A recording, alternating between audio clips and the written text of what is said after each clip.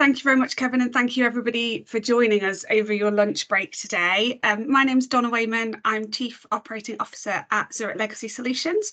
And I'm also a working parent with two children, Rory and Ayla, who are 9 and 11. And I'm a trustee for a baby loss charity called Aching Arms. I'm super passionate about helping other people navigate this life with work and children. It's not easy, but I think there are loads of good things you can learn from having conversations with people, understanding how they're tackling some of the challenges that you're having, and really just give an opportunity for an open conversation. So as Kevin said, questions are welcome. This is definitely a conversation, and I'm really excited that I've got 4 really interesting, varied people on my panel who get to talk about this with me and share their experience. I'm just going to ask them all to do a quick introduction and then we'll go into some questions.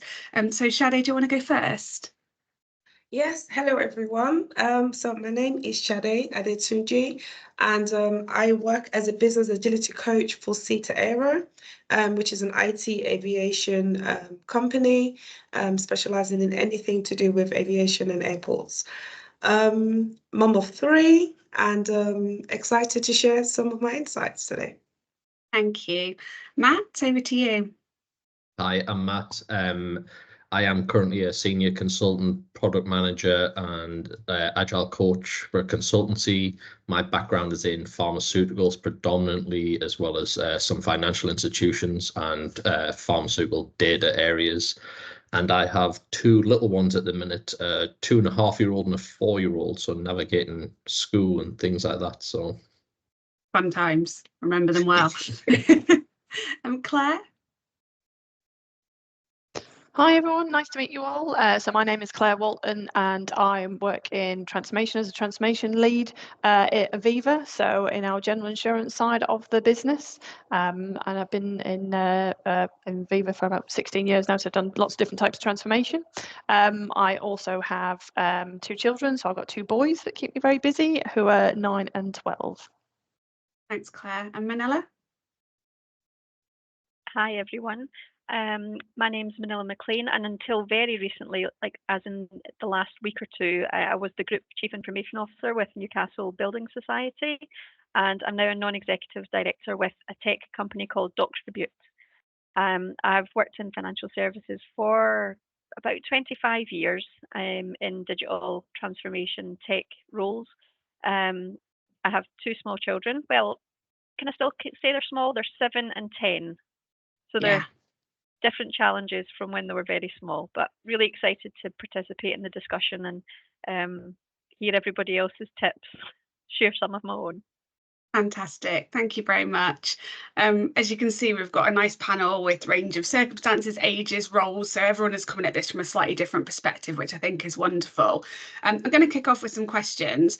So Shade, I'm going to come to you first. How do you juggle the demands of parenthood, your 3 children, and the work that you do, and what do you think workplaces can do more of to support parents? Okay, thank you for the question. I'll answer the first part of that question.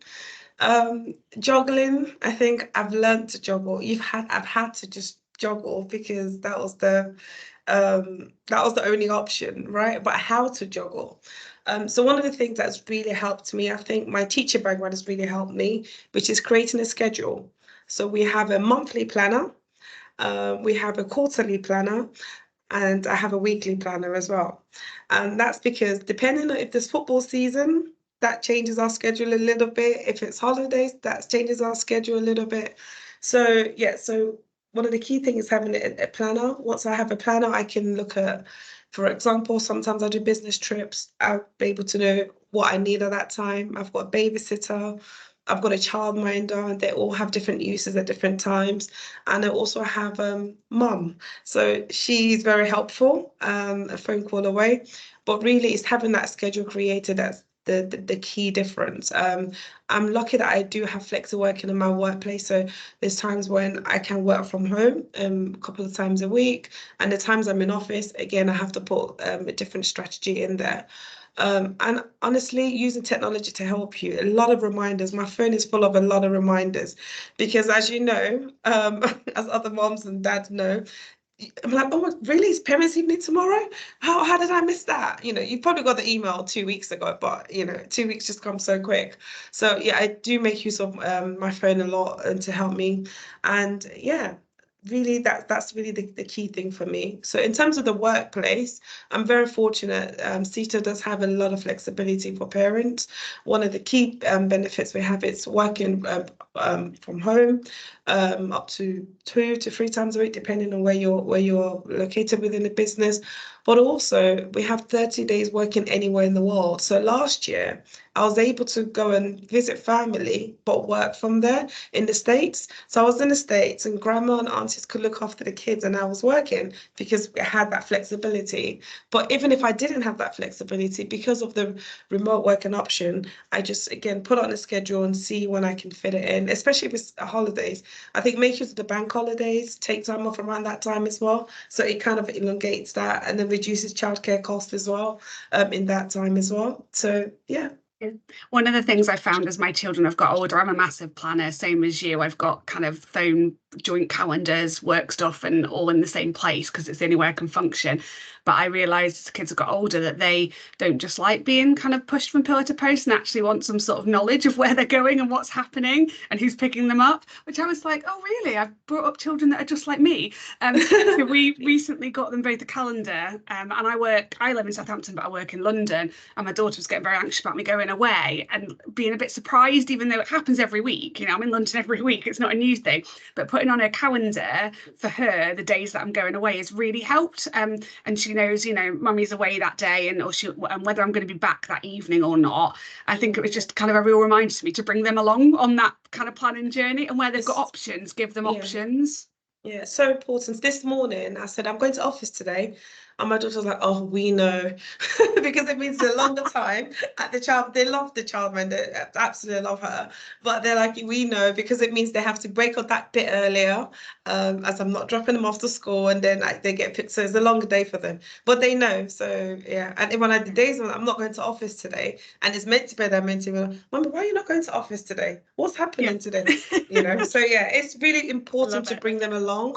And I think especially for me as I'm a single parent with the kids, and don't want them to feel like they're missing out if that wasn't or maybe they've forgotten or feel neglected. And the days I am home with them, or I do work remotely, we have some of their activities. So their football training on certain days, so I choose to work from home on those days so I could have more time to get them ready to take them to the activities. I feel so much more fulfilled as a parent as well, because I'm able to do that for them as well. They don't have to miss out on those activities that they, you know, that also would help them aside from school. And yeah, so it depends on your organization, but if you've got flexibility to work from home, those days are the days I plan their activities and they do those extracurricular, and I want to take them there as well. Do any of our other panelists have anything that they do that helps them juggle parenthood? I think a little bit like you were saying, in the organisation is the key, but being in transformation, you plan during the day, so it's kind of comes second nature to you. I think bringing your children along with you so you can make them feel involved in what's happening as well. So as you say, rather than move from pillar to post. So I've got a whiteboard on my fridge, and it talks about where we are, what's happening, what's for tea. So whoever's around that's going to make tea, that this is what it is. And so when I do like my weekly shop, I shop for those items. And so, okay, it's so and so for tea tonight, so and so's cooking it, and this is what's happening, and this is where mum and dad are, or this is, you know, this is what's happening if I've got football training, as you say, because you kind of got to take into account some after school activities and things like that. So you know, and use like online shopping, say use your apps, use your phone. The amount of time my phone pings off to remind me to do something or send something or you know, that's invaluable to me. So definitely echo what you said, and use online shopping or click and collect and things like that for that makes it really, really easy as well. I think anything you can do to make your life that bit easier. You know, when I work with my mentees who are working parents, say, if you've had a little pay rise, think about taking a little bit to one side and thinking, what would make my life slightly easier? Is it a cleaner? Is it a bit more childcare? You know, is it meal boxes that make it easier? You know, if you're able to just take a little bit to one side and think, how do I make this just work a little bit better for me? I think that's a really good mindset to have. one other suggestion that I was going to make is, I think this is particularly when kids are younger, in primary school. It's the parent WhatsApp groups, the last minute reminders of, don't forget to take £2 tomorrow, or it's wear what you want day. I feel like in the parent WhatsApp group we've got almost, it's a community that that is working together to manage Yeah. everything. And I think it is about that community, isn't it? Who have I got around me is going to help me get this right most times? And if I haven't got someone to help, who can I find that could fill that gap for me? So yeah, it's a great suggestion. Yeah, it's not all on you. I think that's good. Pulling in your community is quite key. So when my children went to different schools, I then said to my husband, right, school stuff for that school is all you. And I'll do for this school, because as you say, there's the bring the pound in, tombola prize, parents' evening, parties, all that kind of stuff. So you can, depending on what support network you have got, some of it you might be paid, some of it might be, just part of your extended family or your direct family. Just make sure it's really clear on for them, going, okay, can you do this? And I'll do this. And see how it goes. If you need to change it up, if you need to switch it up, then just let them know. But just that clear kind of open conversation of what you're going to do and what you're not going to do. Yeah. And Claire, you work condensed hours, don't you? And I think that's interesting. I work condensed hours over 4 days, and I find my day off just gives me sanity. It gives me the chance to catch up. I'm lucky enough to have an organisation that gets it and gets that that's important to me. But Claire, how did you navigate that, and what sort of benefit has that given you? So I work slightly differently to you, as in I do what they call like 9 days and 10. So I have every other Monday off. And when my children were younger, that then allowed me that I wasn't as quite dependent on my parents for childcare. So they had every other week they'd have that like the Monday with them, so I could mix the childcare up a little bit. So it was quite fortunate to do that, because I didn't want to just rely on my parents entirely for childcare when I was at work. And when my two were younger, it was great that I had one time once a fortnight for them to just do whatever they wanted to do, and it felt quite guilt-free to then go, you know what, I'm not going to be distracted by work, and it, because I have a full day rather than half a day. I think if you were then to go, right, I'm just going to finish my condensed hours, but I'll work part of that day. How often have you tried to leave at 4 or something like that, or even a little bit early, and it's never happened because stuff creeps in? So I kind of protect that day, and people have got used to the fact that I don't work that every other Monday. And my child also knows that it's like a mummy day, we used to call it. So what it's going to be whatever we want to do, and we're going to have some fun together. And then over time, that's really helped with transition for them when they started school and when they changed school, because then my youngest would come with me to pick up his older brother. So would get used to the school, get familiar with the process and dropping off and picking up. And then the same thing when they're going to the next school as well. So over time, it's not because they're in full-time school now. It's not they get me for the full day. They obviously do in school holidays, but it really helped, I found, with that transition as well. And it was like quite a special novel day. It's like, oh, it's a mummy day, it's just the two of us. When my kids both started primary school, I felt quite a bit of pressure around me to go back to working full-time hours. But I really think, there's a lot for kind of self-care, and I think you can only be the best parent you want to be if you've actually got the time to look after yourself as well. And I try and do things on my day off that mean that I'm more present at the weekend. So things like the hairdressers, or go and do those jobs that you've been putting off. And I just think it's so valuable, and I'm lucky that I'm able to do it. And particularly condensing hours without a significant impact on pay, which is nice. So definitely something that's helped. Yeah, I echo that. You can move things that you might have done at the weekend into that day off, so you can spend more time as a family on a weekend. Has really helped, and they know that it's my one time a fortnight. I kind of pick up my kids from school more often than not, so it's really nice to be there for them and do that, and treat them to something, going out to the park or something. Yeah. And what about transitions more generally? 'Cause you talked about how it helped, but I suppose any of our other panelists, how have you navigated? I think my son's just gone to secondary school, and that transition was really interesting because it gave him a lot more freedom, but also gave me a lot more worry around where he is and where he's going to be. And now having them back in two places when there was a lovely few years where they're both in one, I think it's quite challenging. Has anyone got any tips on how they've managed that?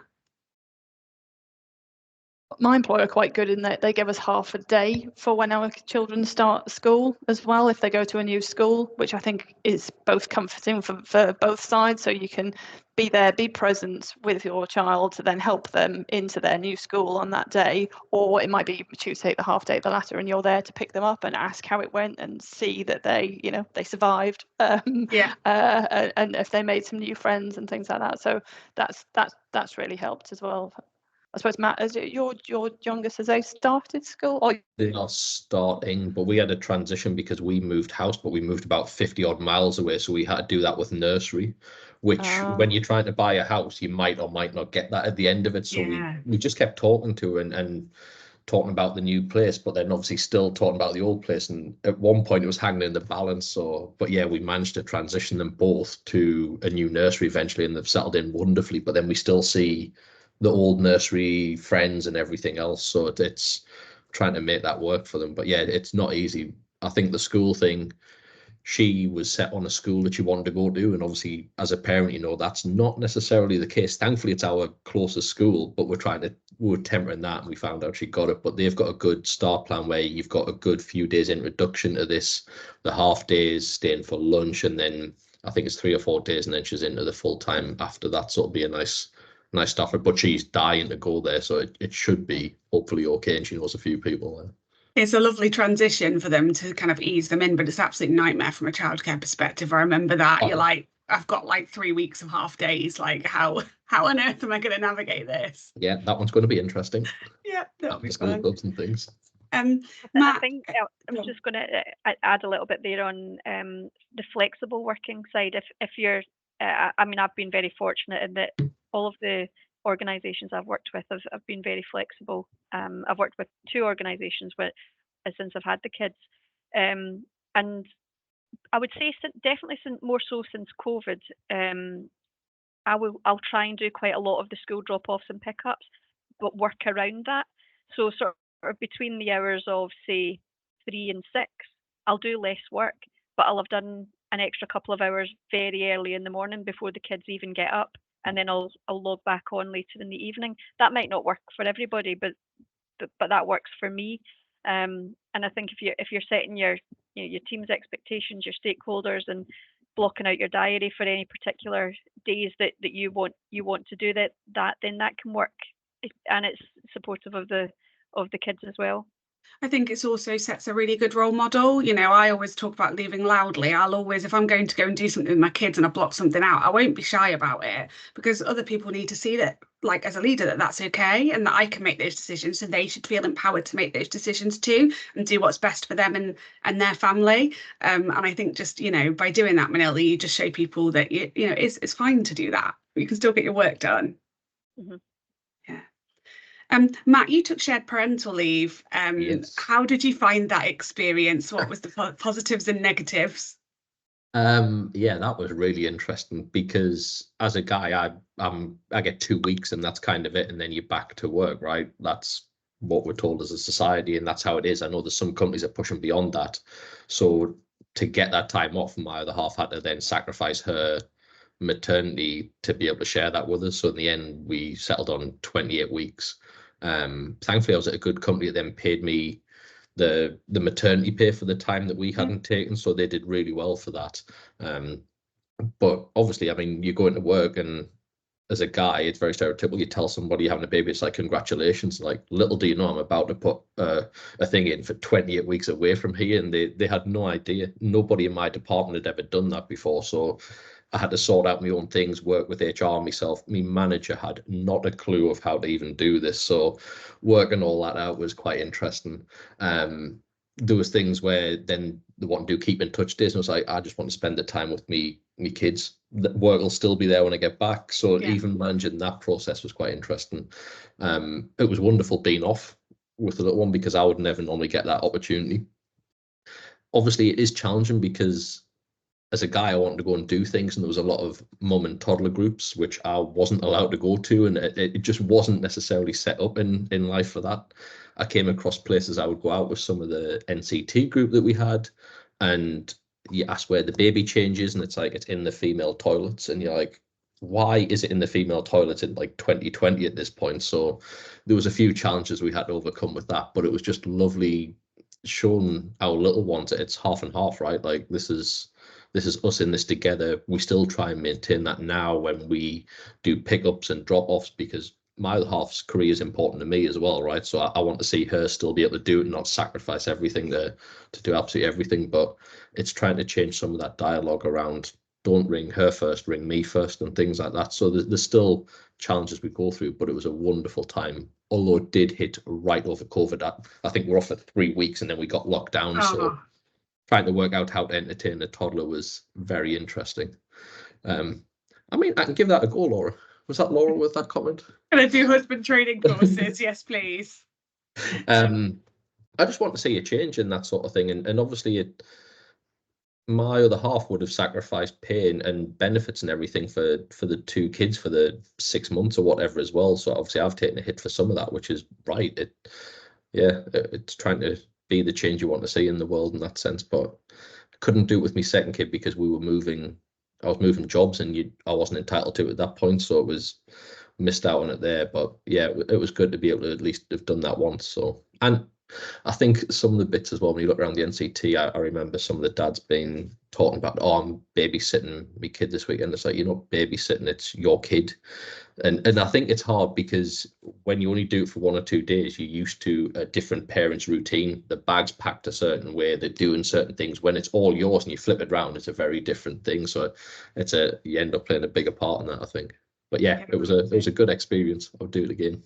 I think it's quite challenging, those stereotypes, because I'm in London once or twice a week. So my husband's a teacher, and you know, when the kids were younger, it always used to be, well, why do you have to leave work because your child's ill? Can't your wife go and get them? And he was like, well, no. And why does it matter? And actually, I should be able to do it. And after a few times, they were like, oh, okay, yeah. And we really work, you know, when something unexpected happens, which it always does, you know, how do we share that? Who's got the most important day? And that's a really challenging conversation. Like, who's got the thing they can miss today?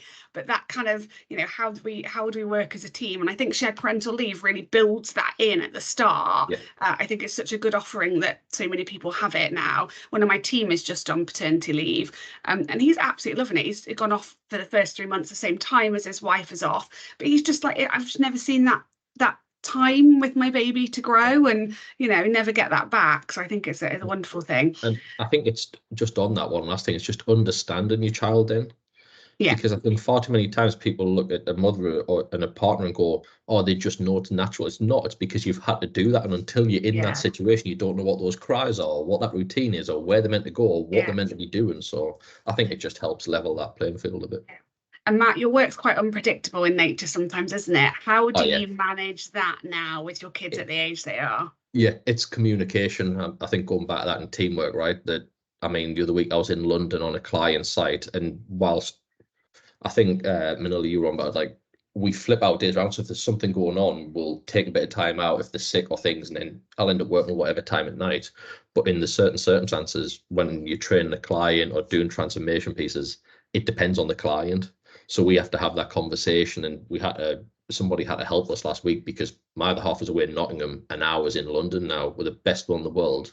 We're about a 2-hour door-to-door journey away when you get there. So I wasn't getting back for pickup time. So it's pull on who you can and talk and work out, like you say, who's got the more rigid day, right? Who can't flex that. So yeah, and I think when they get to school age, for me, it's been about finding the parents on the school gate that get what I'm doing and get why I'm doing it. You know, if I surround myself with moms that don't work, that's not the best environment for me to be in, because they'll be there for everything and I know I can't.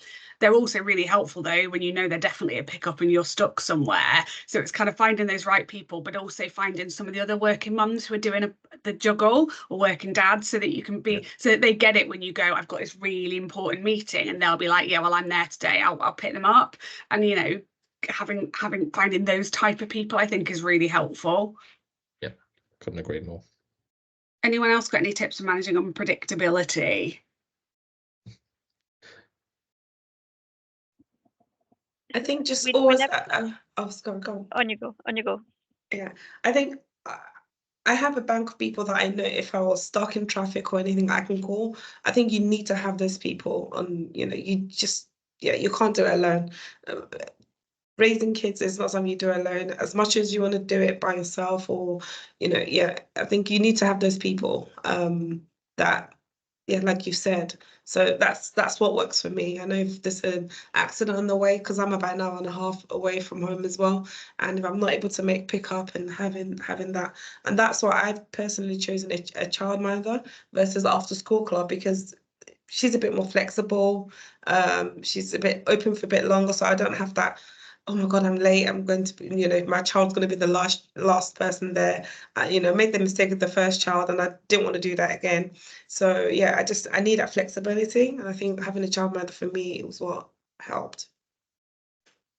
I think that's quite a good point on that. Like, look at your, if you are fortunate to get childcare in. For me, certainly when I went back to work after having my second, it was actually better for me to have use a nanny, because it was the amount of a fee it would be for 2 children at nursery. I imagine kind of similar to Sade around. Well, actually, a childminder is quite efficient, or in my case, we ended up having a nanny, and so she used to come in and look after both of them and do pick up. And I knew that day it was kind of totally covered. So if I needed to be away from like in London, quite often we all go to my other offices. It was like that was the day I'd always try and aim for, because I knew I had it for that day, and that worked out really, really well. And she was an older lady. She was quite happy to drop her hours, so she ended up being kind of almost part of the family and staying with us for like 8 years, and was phenomenal to be that person, to then know that you've got at least for that day or 2 days or whatever it is, that you can try and use those days to then do the extras that you might need to do, or that travel that you might need to do. It's not always helpful when you've got client sites and things like that to go to and you need to work around them, but you can certainly try and engineer it a little bit more. So that might be an option for you, because actually it's more financially achievable if you've got more than one child, and it makes sense if you're paying for full-term childcare as well. Yeah, it sounds very posh, doesn't it, having a nanny? But the reality of it is probably actually works out fairly well in the round if you're paying 2 lots of childcare. Yeah. I've had a couple of friends who've had au pairs, so like live-in nanny, and they would also support with other things around the house, like making tea maybe one night a week or whatever.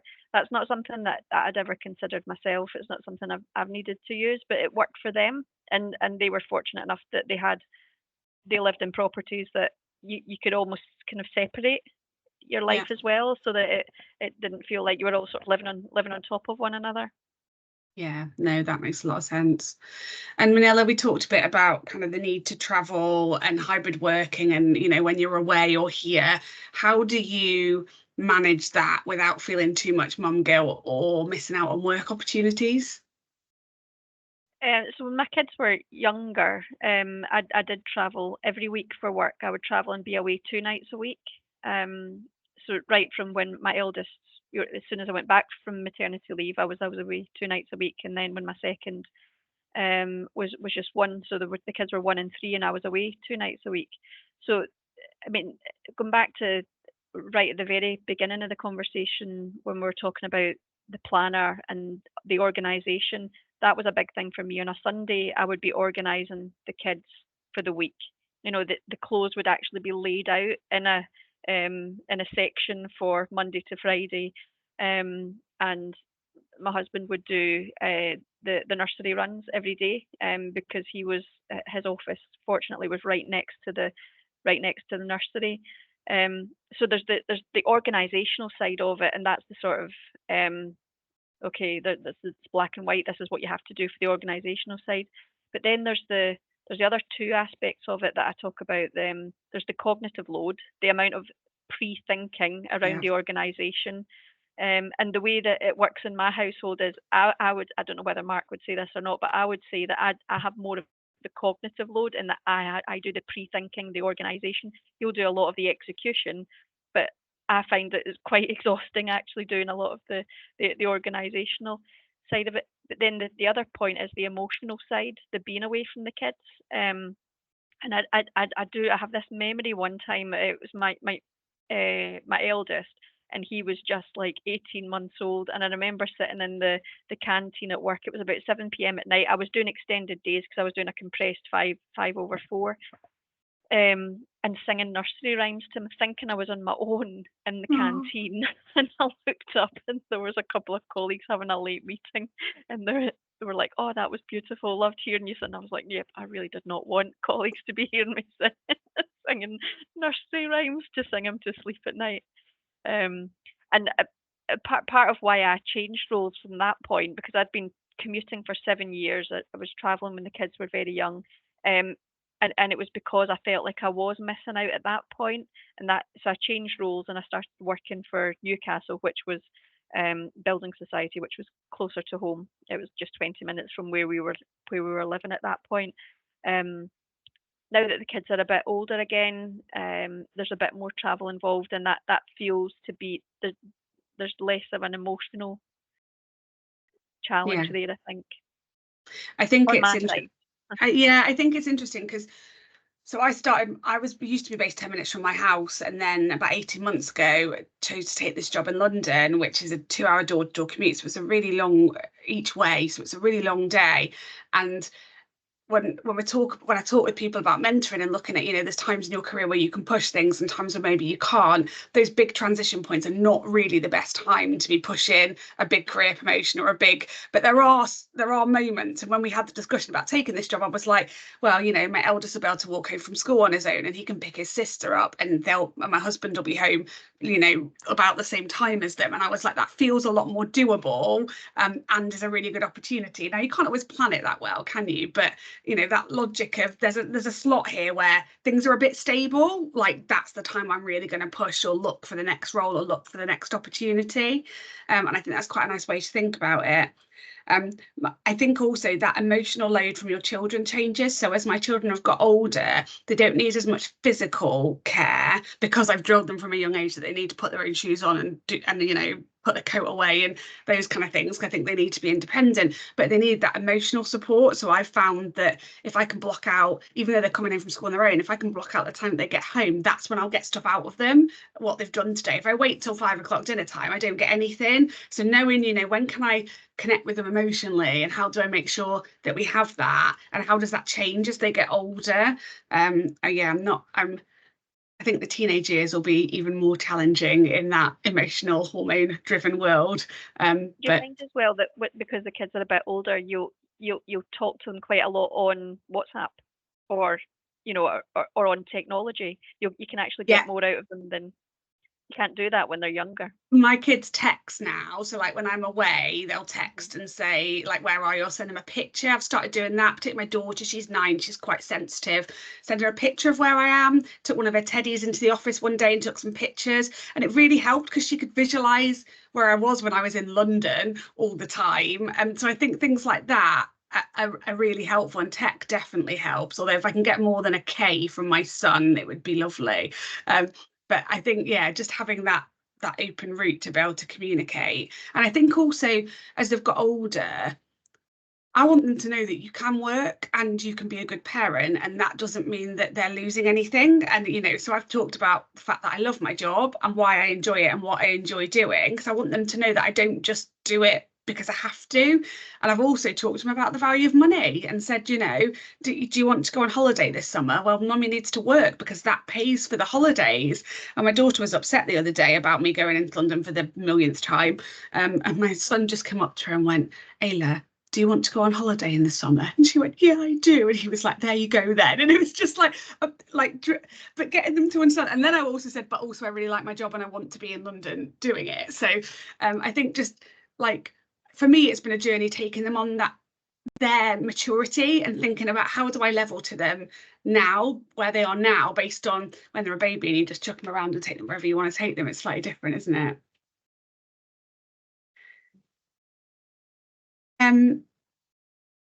Have we got any questions? Kind of at the end of our formal or comments. Go on, Shadi. I wanted to add to the questions, I think you mentioned when the kids come back home and you ask them, how's school today? Good. Okay. Oh, not so good. And then very closed, right? So I was reflecting on that. And I'm intentional about the question I ask them now when they come Yeah. home. Like, what made you smile today? What made you Yeah. sad today? What one thing did you learn that was like, oh, that's awesome? So I try to open them up, and then I find that I'm actually getting more than good from them. So yeah, so that's just something that I've started to use, especially my youngest. She'll be happy to say good and then just go away. I'm like, no, tell me what made you smile.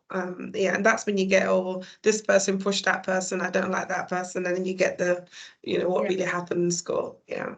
We started sitting around the dinner table. We don't sit around the dinner table together every day, but when we do, saying, what was your favourite thing about the day today? And me and my husband have to kind of manically think of something that they would understand that was our favourite thing. But they've started doing it now. So when we don't do it, one of them will go, Mummy, what was your favourite thing about today? And I love that about it. Absolutely love it. I was going to say that I've tried doing that because you get quite a blank answer, don't you? Get good. So I do the what made you smile today, things like that. But then I find as they got older, they have to like shone the mirror back on yourself. Yeah. Why was it? Well, you always say good. Why was it a good day, Mummy? And you're like, you are trying to ratchet around for age-appropriate things to say why it was good, which varies wildly depending on how old your children was as to how can I say it was a good day. Absolutely. We've got a question in the chat, which is, what would you advise to someone that hasn't got any kids yet and is worried about having them and been able to balance everything? Because I suppose we painted quite a difficult picture.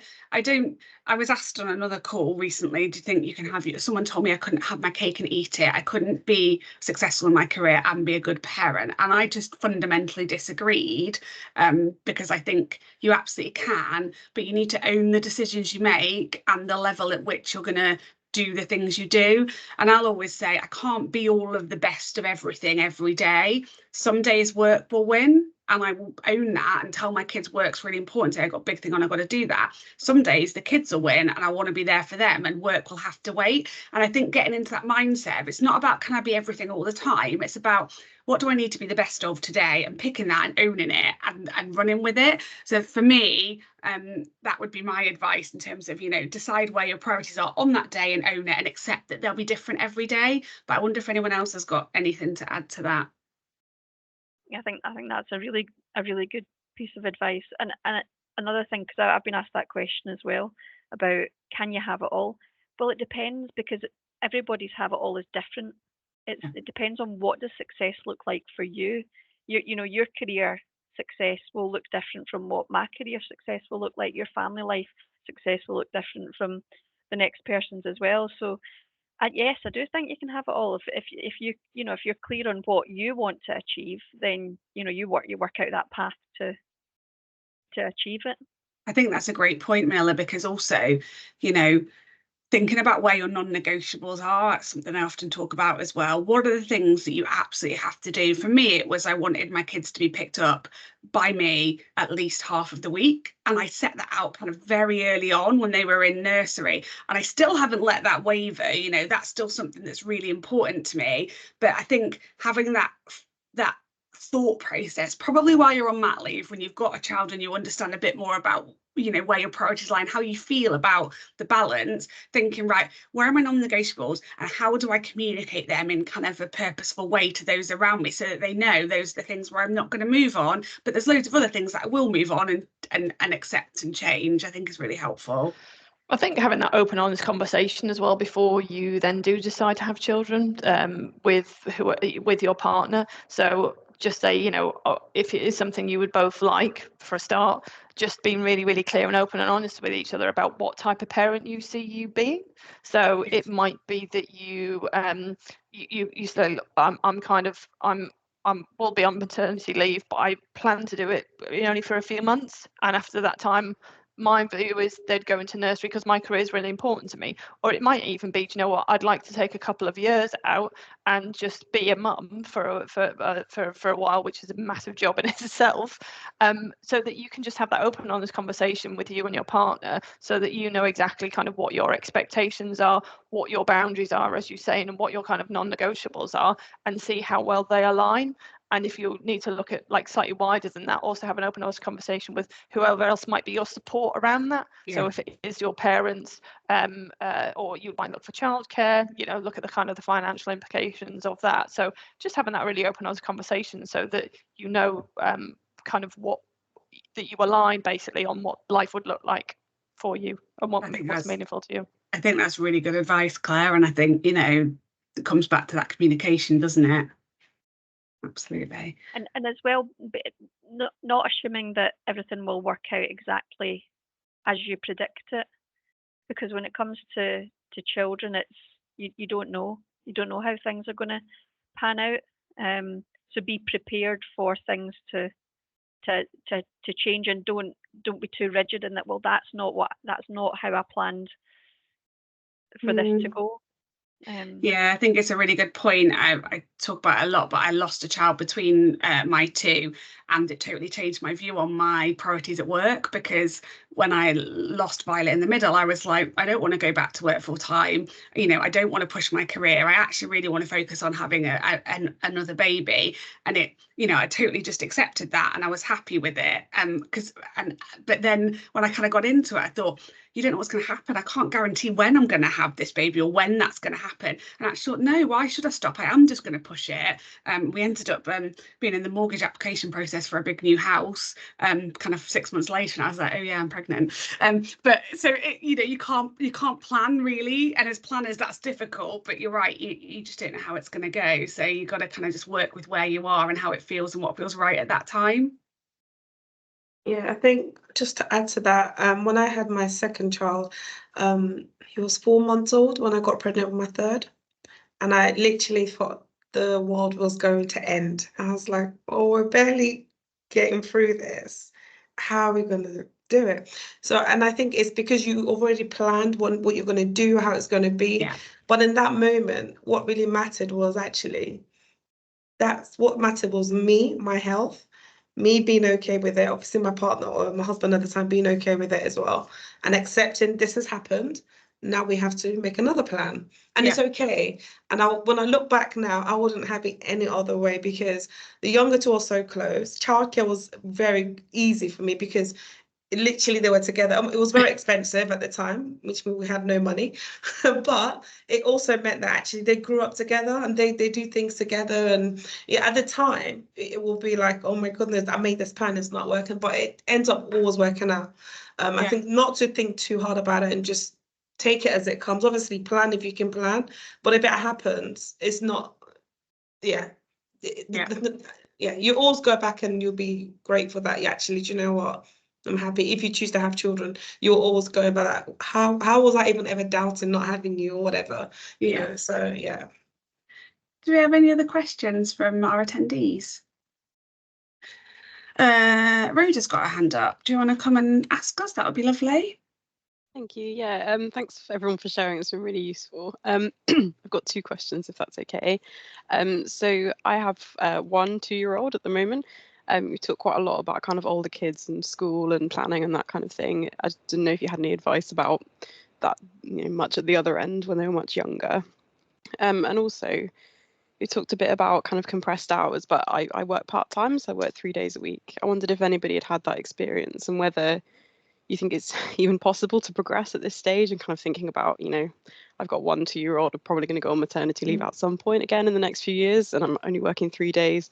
And obviously nursery and everything, like, is it possible for me to progress in this time of life, or does it have to be, you know, a pause? Or if anybody has any perspective on that kind of thing, that'd be useful. I'll answer your second question, then I'll hand somebody else to answer your first. Maybe Matt, because you've got the youngest kids here, I think. But from a part, I actually work 90%, but I have worked less than that over the years.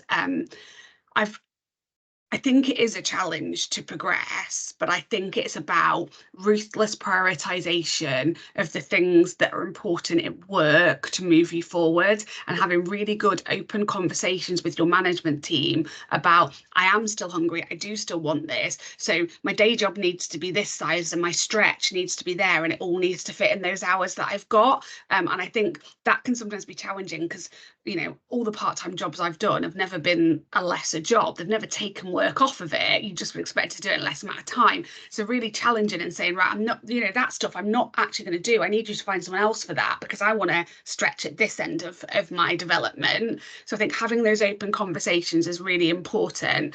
And I think, as I said before, deciding on the time at which you feel like you've got the capacity to push it from a perspective, and that might not be in the early years, that might need to be in the later years, but that's a really personal decision and depends on your circumstances and what you want to do. So I think it is a juggle, but having prioritization, open, honest, upwards conversations about your expectations with your management is really kind of the only way forward, in my opinion.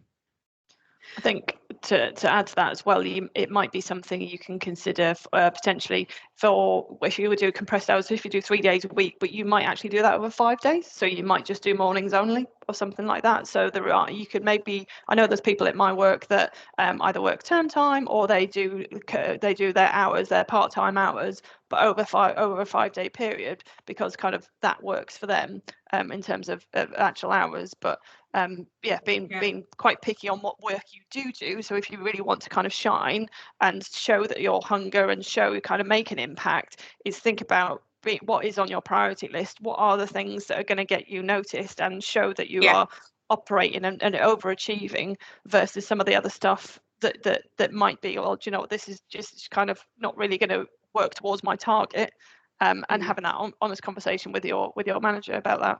I dropped some things during periods that I really loved. I really enjoyed doing them, but I knew that they weren't the things that would get me noticed. And that was quite a hard conversation with myself to go, I love this, but actually it's not the thing that I need to do with my time. So being really ruthless, I think that's really good advice, Claire.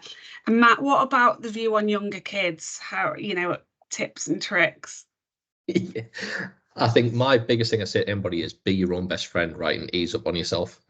It is hard. There's no way around some of this, right? And you're doing a cracking job as you are now, right? It's hard just getting to work on a morning sometimes, and that's the achievement of the day. So trying to think like, oh, I must go and set the world on fire and do this and get this title, right? Just enjoy some of it, because I think it passes far too quickly and we're so focused on, oh, I need to get them into school or I need to do this with my job. Enjoy that, because they grow up every day and those little people change all the time, and just have fun with it, right? Because I know this is about work and things like that, but look at it over a longer term as well. If you have that desire to do things, it's a bit like the stock market, right? There's going to be ups and downs over days, but generally things trend in the right direction over a longer term, right? Look at it like that, that if you have that desire, you will get to wherever you want to be, but you will never get that time back with the kids. And just see what you want there, and ease up on ourselves, right? It's bloody hard work being in work, never mind then having kids on top of it and trying to balance everything. Yeah, I think I just wanted to also add, my daughter now, when I try to walk her to school, she said, don't, just stay by the gate, don't come too close. It's like, it's embarrassing now. So, the time where you give them a kiss and a hug, bye, that will end, unfortunately. Yeah, they probably don't want you to give them a kiss and a hug in front of their friends. So like Matt has just said, you can't get those other times back. So you're just literally enjoy the moment, because it will, you won't get it back. You can't get it back. Matt, there's another question in the chat for you. I was just having a look at that one. Melanie, that really depends on obviously the sort of person your partner is, right? Some of these things are really important. We should hit them head on. We shouldn't shy away from some of those conversations, because if we do, nothing's going to change. And I think people have said it on here, but it's how you set your stall out. For me, my family are the most important things. And that goes back to the question before that about when you're expecting a kid, everything changes when that little person arrives in your life. Expectations, what you wanted, what you thought, it goes out the window. The smile and look up at you, and that's your world now. So I think it really depends on what they want out of it, how you want to be as a team. And like we said, what part of life, because it might be you or your partner needs to have more emphasis on a certain thing at a certain point, so just keep talking. But with their employer, set out, because you'll once you set it the wrong way, people have an expectation that you'll just be there all the time. Yeah. Go in and be like, right, I'm going. So I aim to try and do half the pickups or drop-offs at nursery. Now, that might not be logistically possible every week, but then the next week I might take more of them, right? So I think it's just being flexible around that.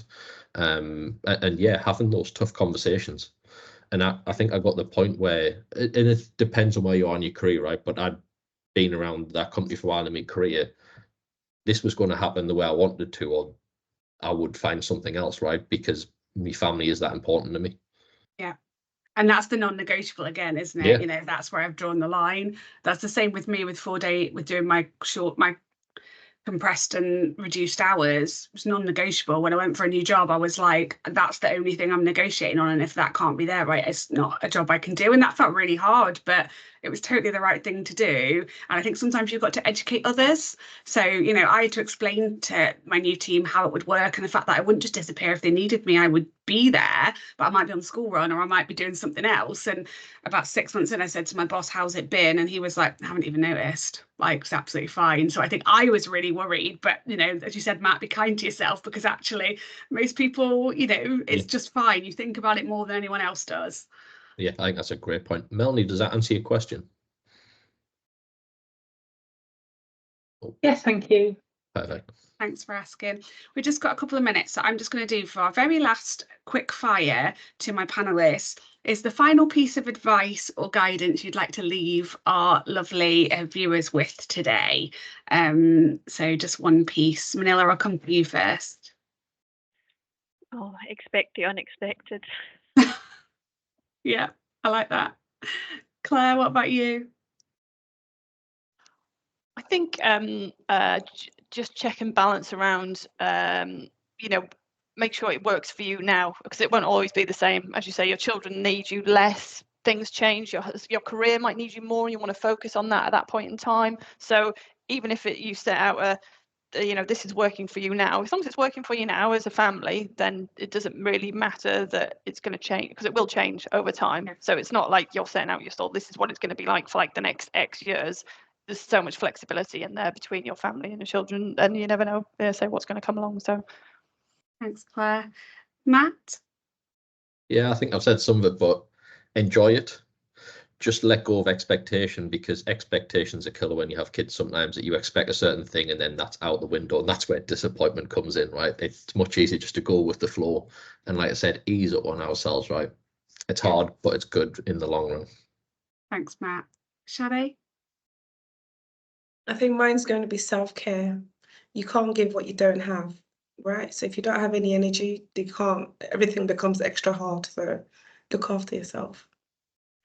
And mine would be, the things that you worry about, nobody else is probably worrying about as much as you are. So just take a check and think, does that warrant the amount of energy, guilt, feelings that I have about that situation, or not? Because I think the answer in most cases is probably not. You can dial it back a bit. We are finished just ahead of time. I wanted to say thank you for the questions and the engagement. It really does help make this more of a conversation, and thank you to our panelists for sharing so openly and honestly. It's been really lovely to have your views on this call. I've really enjoyed the conversation. And with that, we are done. Enjoy the rest of your days, everybody. thank you very much, everyone. It's been really Thank you. Have a good one, everyone.